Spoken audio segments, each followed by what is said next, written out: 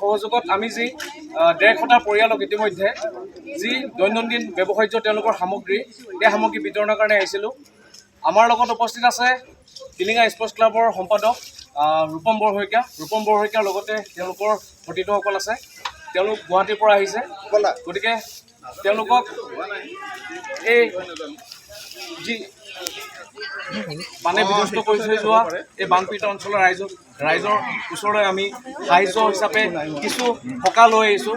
আমি ইতিমধ্যে যোৱাটো ভিডিঅ'ত আপোনালোকক জনাইছোঁ যে বিহুবৰ চন্তকৰ যিয়ে ছিংগুল বস্তি অঞ্চলৰ আমি 150টা পৰিয়ালক তেওঁলোকৰ নিত্য আৱশ্যকীয় যোনখিনি সামগ্ৰী লেপ তুলিৰ পৰা আদি কৰি গাৰু পাতিৰ পৰা আদি কৰি তেওঁলোকৰ যি বিচনা চাদৰকে আদি কৰি আমি 150টা পৰিয়ালক যি সাহায্য আগবঢ়ালোঁ আমাৰ এই টিলিঙা স্পৰ্টছ ক্লাবৰ পৰা এক ক্ষুদ্ৰ প্ৰয়াস।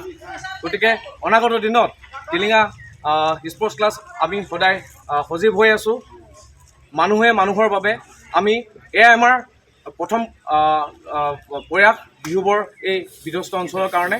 আমি অনাগত দিনত তেওঁলোকৰ বানপীড়িত ৰাইজৰ কাৰণে আমি যিখিনি আমাৰ কৰণীয় আছে আমি নিস্বাৰ্থভাৱে আমি কৰি যাম।